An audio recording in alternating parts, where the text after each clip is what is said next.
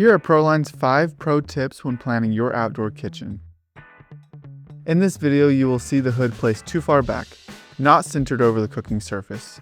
We can see how the smoke escapes the capture area, cutting performance dramatically. The correct placement is to center the hood over the grill surface, so smoke is captured before it spreads. If the width of the hood matches your grill size, you'll lose capturability. We recommend you size up at least 12 inches wider than your grill so we can make sure it has proper capture. The next planning tip is the presence of wind in your outdoor environment.